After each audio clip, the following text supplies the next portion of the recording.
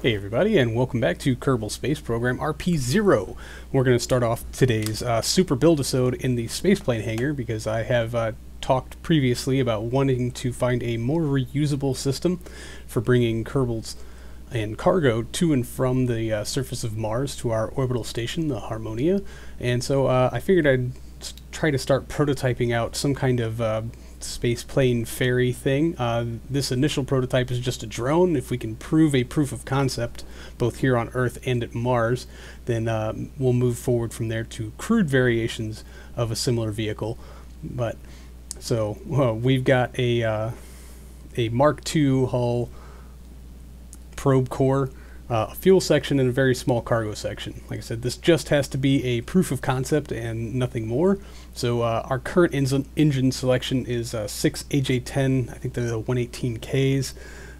We'll throw a stack of RTGs in the cargo bay, and of course we need a means to dock this with the Harmonia, so we'll get a docking port in there and another small one for releasing cargo onto the cargo bay, and of course a shielded nose cone, and then we're out of space. So we'll remove the hangar and start to address this out here as far as getting the wing shape and the selection of all of that done.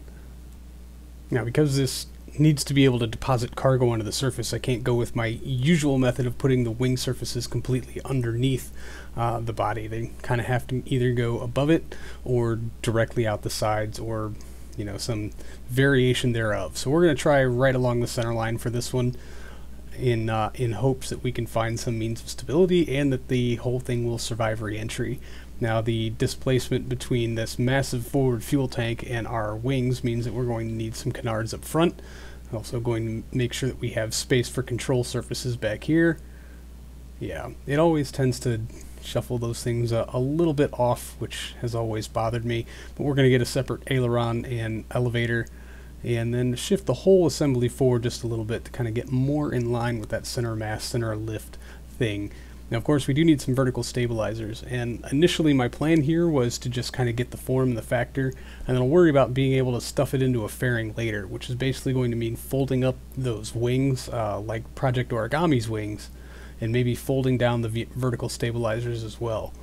But we're getting the rest of our control surfaces plotted out, a little bit of extra elevator area space here, and of course we need our tailplanes, which will also fold down, so hopefully they can fit in a fairing on top of probably a DN something series. For the weight of this, it might be 5 tons, or the DN5B, sorry, not 5 tons. That would be, we could send this on an RA9 if it were 5 tons. Anyway, the real challenge is that this thing has to fly full of fuel. Unlike any of our shuttle designs, which can only really quote-unquote fly when they are empty, this needs to be able to glide down to the surface of Mars using nothing but drag to make itself suborbital. So let's take it outside and see how well it does here in the rich, thick atmosphere at Earth. Now, a good ignition down the runway, but it is really, really, really slow to get going, if you can't tell. And because it's so heavy, it's just kind of mushing right over those notorious speed bumps here on the runway. There was another one. Yeah, it didn't really upset us that much, and thankfully it didn't blow up the landing gear, but my attempt to correct was almost tragic. We'll fly off the end of the runway and continue in the grass beyond it, as we're still not moving quite fast enough to get enough air under these wings to keep them moving, which means if we're going to fly this thing in the rarefied atmosphere of Mars, we're going to need exponentially more wing surface area. And that is a little troubling, especially considering weight and the stowability of the thing, that we need to be able to fold it up and put it in a fairing. So I'm wondering if it's just making one huge flying wing, or making some very long expansive wings that might need 2 or 3 joints to fold up in order to fit. But other than being exceptionally heavy and kind of underpowered here in the atmosphere, you see our thrust to weight ratio here in the atmosphere is 0.28, which is not great, but we'd get it up to 0.40 on Mars or so, which may or may not be enough to just do a straight vertical climb to orbit. As you can see, it would in fact have the delta V to go orbital from Mars, if of course we could get that ascent profile nailed down. So just trying to test out some of the aerodynamic capabilities of this, and these are things that obviously I can't really expect it to perform like this at Mars, seeing as how there's a lot less atmosphere. But it's a good place to start, and it does give me a good feel for the aircraft and what kind of tricks we think we can pull. But here's the big problem. You turn too soon, you get vapor in the feed lines. You might be able to get the engines to restart like we did here, pull up again, vapor in the feed lines. And this time they will not restart. We stall, head into a flat spin. Yeah, the rest is pretty predictable. So this is going to need some work, most definitely. I don't think it's going out this window. On to our second project, a Ganymede lander. I did see a contract to land a probe on Ganymede. The payout for it was abysmal, something like 50 grand. But there is also another contract to take a biome scan of Ganymede, and figured, well, hell, if we're going to be in orbit, we can get a biome scan and we can land something there. So why not try to prototype out a lander and see exactly how much delta V we can cram into something like this with a fairly adequate science package. Unfortunately, I forgot to hit record when I built the base of this thing, but it's really not that complicated. A surveyor core, a ranger core underneath it for fuel tanks, landing legs, and a Voyager antenna, and that's where you guys came in. Now, I am absolutely determined to figure out RCS build-aid, especially when it comes to plotting engines, especially on something this small and asymmetrical with its science payout. It does need to land, so I do need an even thrust keel across it. So I got the torque of the engines down to 0.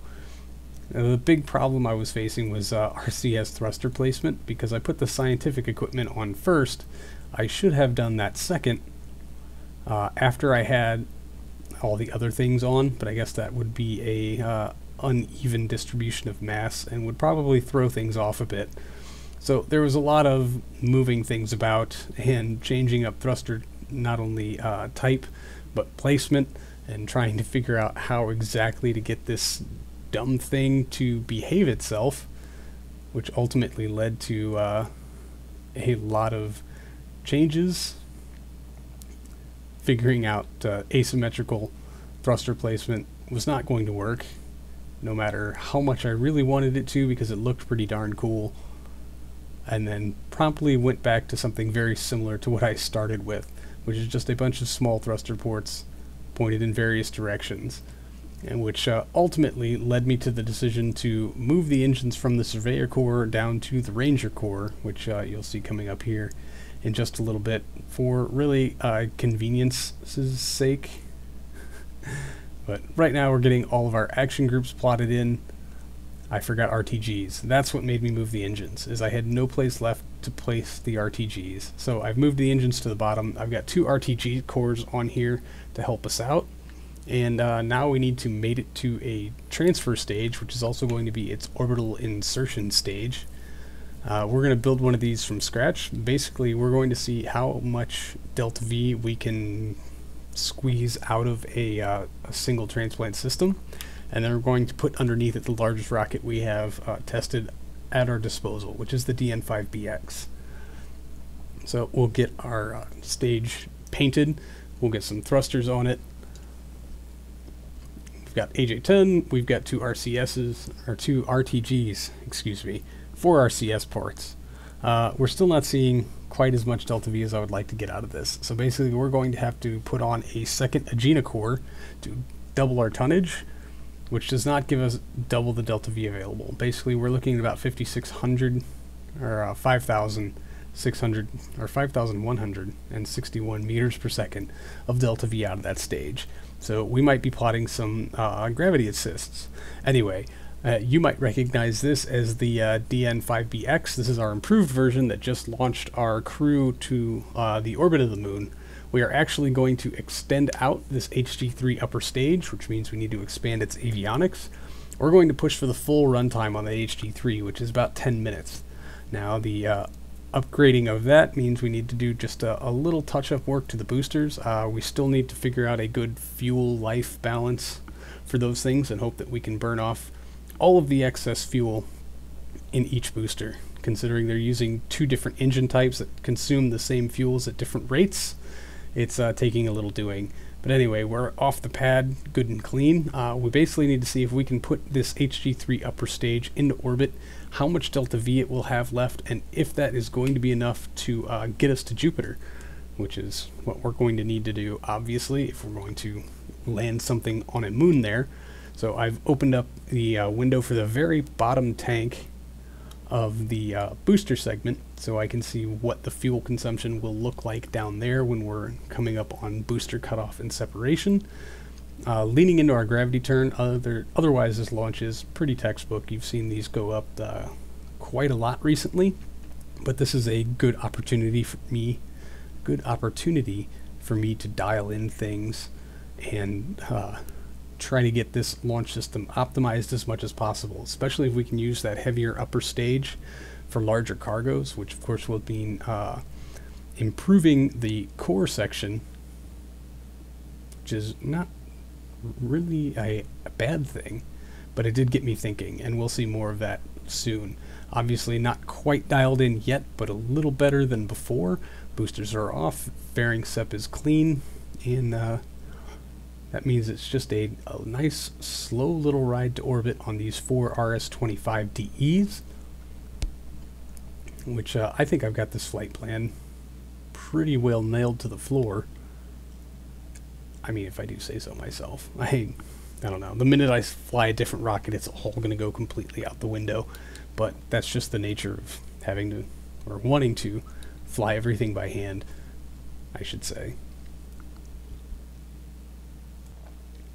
The biggest concern here was that I didn't really know or remember exactly how much delta V we were going to need to transfer out to Jupiter, but I just kind of assumed that if we could get to orbit with around 7,000 meters per second left in that upper stage, we'd be in fairly good shape, provided of course we didn't see any failures. Of course that wouldn't be in fairly good shape, now would it? So we are coming up at the end of our core stage at just under 7 kilometers per second. Well, just over, actually. 7,200, almost on the button. And a good light on the HG3, so we'll just wind out the rest of this burn and see what's left in the tank when we come up on circularization. And then I'm actually going to pull up MechJab, plot a node, or let it plot a course for Jupiter at the most efficient time, which turns out is in like 160 days. It's right around the same time as our upcoming Mars window, which does make the build list get quite interesting. There's circularization, 193 by 167. We'll select Jupiter for our target, bring up maneuver planner, the pork chop selection, 6.246 kilometers per second. We are sitting at 6.938 kilometers per second. Our radio in command works. This mission is getting built. On to build 3, improvements to the crewed Mars lander version 5. We did this in a Build-A-Sode a while ago. We were just waiting on a rocket capable of throwing it at Mars. It comes in at a nice 104 tons, fully fueled and ready to go. I'm actually going to put an AJ-10 here in the middle because engines, turns out, are the most stable mounting platform for heavy cargoes. You tend to get less wiggle when you mount things to an engine instead of just to a tank. So this is the improved DN5 from the last build. We're actually going to extend out the upper stage a little bit and just try to mate it and match our burn times. Yeah, and I can no longer pull off those fairings. So anyway, we need to make some serious improvements down here to the launch stage if we want to get 100 and some odd tons thrown at Mars, which is the big problem. This is what we tried to solve with the RAX a while ago. It just turned out that that launch system was entirely too unstable to lift heavy cargoes to orbit. So I'm hoping that maybe I can just make some small adjustments down here. And of course, once we get our staging all sorted out and things figured out there, we'll adjust our fuel types for our boosters, because every time you bring something over from the sub-assemblies menu, most of the time the fuels don't get carried over, and for some reason our RS-25s got reset to the stock instead of the DE. So we will place a 5th RS-25 on the bottom of the core stage, expand the core stage to match the fuel demands of such, and then of course that means expanding the boosters. Really, I just want more runtime out of them. The more the merrier, but I don't think 2 boosters are going to do this for us. So we're going to basically copy over those boosters and try to get the camera in such an angle to where I can place them appropriately and move this DN series up to 4 boosters. So we're basically going to call this the DN6. And I'm going to turn you over to old me for live coverage as we do a flight test. Oh, Valentina snuck aboard. Great. Well, that is going to ruin my ability to test the avionics stuff. Good job, Val. Throttle set to full, SAS is on. Let's light the engines and just let them run for a little bit until we get this thrust to weight ratio into a whole number territory. 1. Let's go for 1.1. Come on, 1.1. 1.1. Clamps off. We're gonna hover. Yes. The most epic of liftoffs.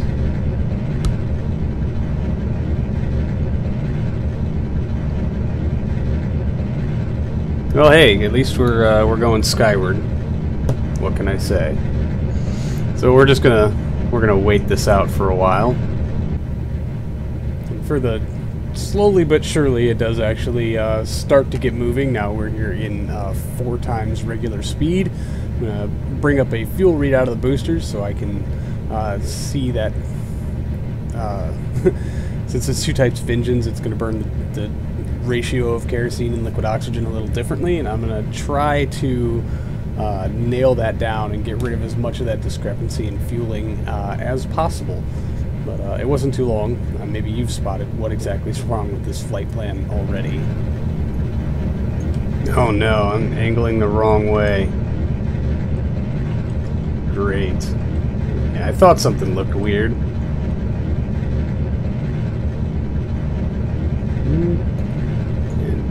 It looks like the whole rocket's a-wiggling. So this might just be too many gimbals.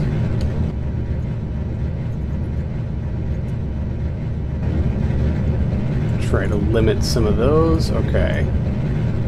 So let's see if we can't start to make a play for orbit in earnest. Although honestly, it's not looking very good. For the first run of a kind of off the back of a napkin lift vehicle redesign, it's not doing terrible. Obviously, it's going to need a couple more passes in the VAB before we have something that we're ready to throw into production, but this wiggle especially, it's worrisome, because I don't even remember the RAX doing that, but yet when we tried to fly the real one, it just it shook itself straight apart. Or at least this is being tested with an actual payload instead of just a dummy test weight, which I attribute to the RAX's failure. Oh no. There's a fuel discrepancy in our boosters. I don't think I have time to separate them out. We're just going to have to roll with the punches.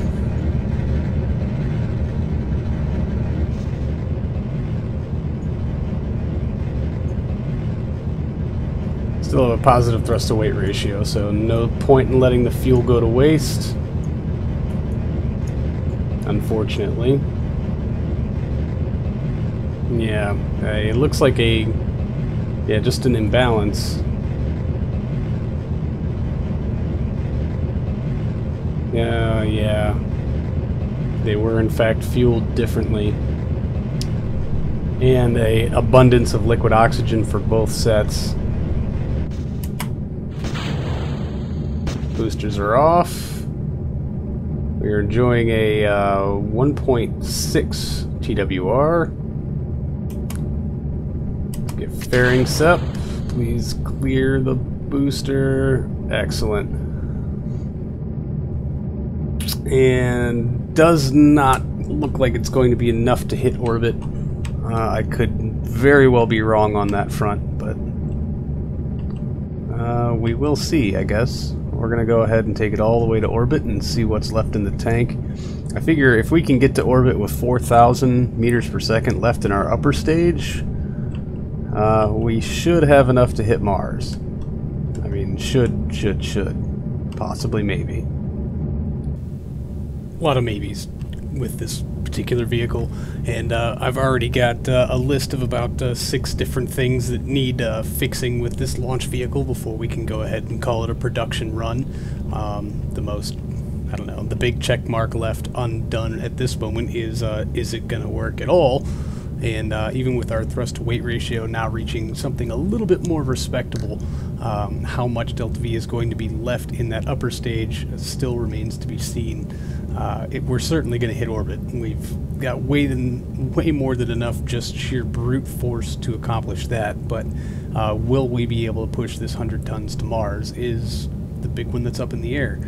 I would honestly be completely shocked if that were the case, considering how much brute force the RAX had behind it and how much just massive tonnage it was compared to this thing, which, I don't know, isn't anywhere near as powerful or punch packing, but was highly unstable, and I had a lot of trouble trying to rectify some of those structural issues, which is why I've chosen to pursue this kind of thing, at least for the time being, until I can reach a design with the RAX that is functional and consistent.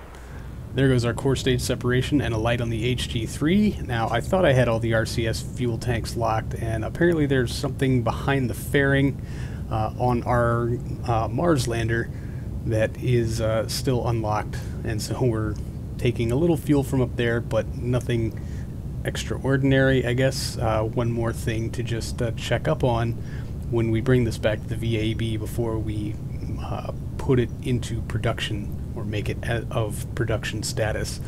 And there's our camera change and circularization. So what we're going to do is just zoom out and target Mars, let it plot a node, and it's telling me 2 years, but I know we have a window at about 135 days. So imagine my surprise. So look at this. This is our window at about 137 days or so is our next Mars window, and it's going to cost 3.88. Ah, dang it. I thought I clicked it. Nope. Departure in 137 days. So 3.985, which is, I mean, just above what we have in there, but I had one on here a second ago that was 137 days for like 3.8 something, which is within our tolerance. It's within what we have in this, even with these crappy unevenly fueled boosters and our negative lift-off thrust-to-weight ratio. We can still push 104 tons to Mars. This is awesome. Actually, I'm very curious to know what our tonnage to orbit was here. As it sits, let's pull up MechJeb, vessel info. Vessel mass is 279 tons. So I'm actually, I guess I doubled the efficiency of our transfer weight versus the RAX. That's, I mean, wow. We're going to put half of our mass, half of our orbital mass to Mars. I'll take that.